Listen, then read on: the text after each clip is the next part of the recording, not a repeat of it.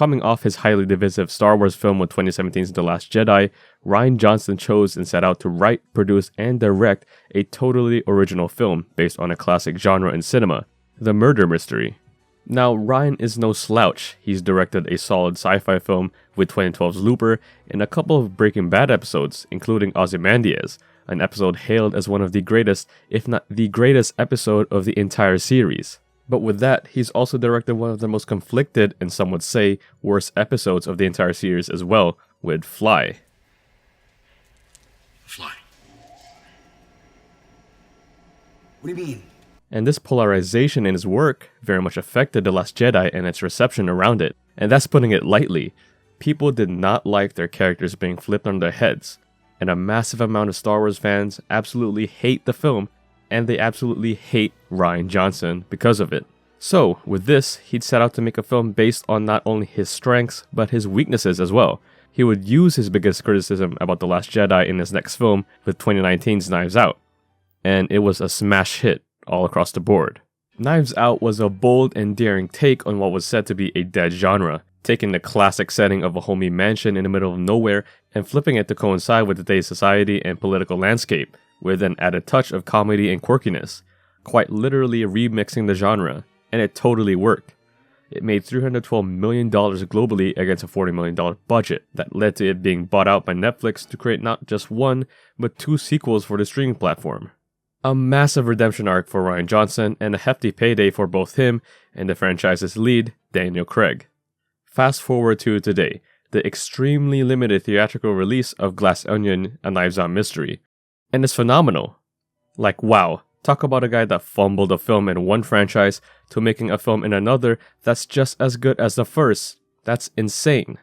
First off, I thought changing the setting to an extremely lively remote island would have been way too big of a change to the first film, which played things safe with a homey isolated mansion with typical set pieces.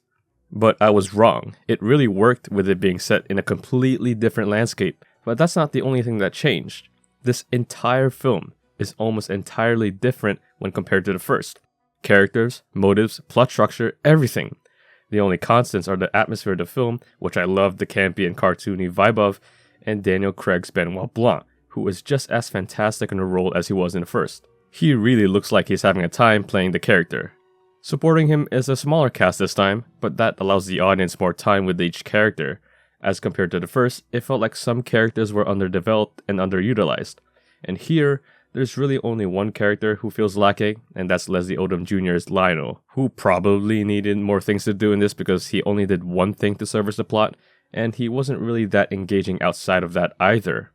But just about everyone else is great. Ed Norton obviously gives his best here, and Janelle Monáe's and Catherine Hahn's performances are excellent. They're probably just as good as Daniel Craig's in the film. The cast also has great chemistry together, and it makes sense considering this was filmed during the pandemic's peak. Here's a nice bit from Rian Johnson's interview with the DAG. The thing was, we were there right smack dab in the middle of the Delta surge, and so the numbers were terrible. And we wanted to obviously keep everybody safe.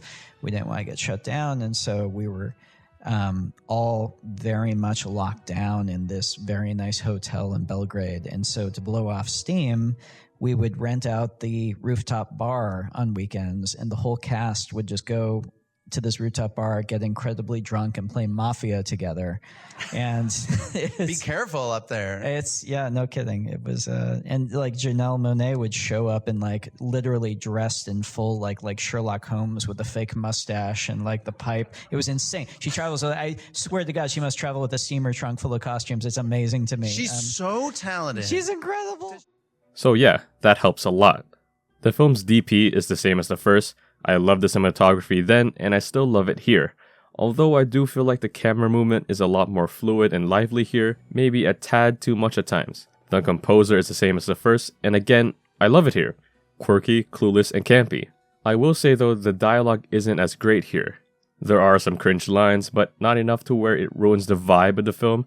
To be honest, the film's flow and character performances do a great job in blanketing some of those weaknesses. A side note here, with it being completely different from the first film, it took a considerable amount of time for the domino pieces to fall, and by the time we reach the 1 hour-ish mark, it just takes this murder mystery thing to a whole nother level, mainly in story structure. From here on out, I'm gonna go into spoilers, so just a fair warning. This was the first film I've seen that fully references the pandemic in full. I saw someone post about it using pandemic nostalgia, and it kinda makes sense. It was used to help differentiate the characters. Lionel the scientist wearing the tight-fit mask, Claire the politician with the mask below her nose, and Birdie with a mask that doesn't cover anything. It's a simple yet subtle way to show what makes everyone who they are. Speaking of simplicity, I really like how a lot of the dialogue eventually tied to later dialogue and subplots. A lot of poetic moments in it. The Mona Lisa closing scene was great as well, knowing that someone was gonna die either way. This was a clever way to increase tension in the room without someone waving a knife around. I also loved that the film gaslighted us with multiple scenes to throw the scent off Miles. Even if at times it felt apparent what was happening next, it gave a bit of uneasiness about who did what. I did not see the Andy Helen angle coming at all. That was a big surprise. It completely shifted where I thought the story was gonna go, and it did it with complete ease. Also, the characters using androids instead of iPhones was a nice touch, because in an interview with Rian Johnson way back when Knives Out was released, he had said something along the lines that you can't give a bad guy an iPhone. Apple, they let you use iPhones in movies, and this is very pivotal if you're ever watching a mystery movie, bad guys cannot have iPhones on camera. So, oh no! Every single filmmaker who has a bad guy in their movie that's supposed to be a secret wants to murder me right now. And so to have all the characters use an Android device other than Miles, who uses a fax machine, is a neat Easter egg. So, all in all, it's a perfect sequel to 2019's Knives Out. Funny, witty, and full of energy while giving yet another fresh take on the murder mystery. I really can't wait for the third film, and I'll be absolutely floored if it's anywhere as good as the two before it. I'm feeling a 4.5 out of 5 on this, and just for reference, I also gave Knives Out a 4.5, although I prefer that just a bit more than this. This was a piece of media. Thanks for watching.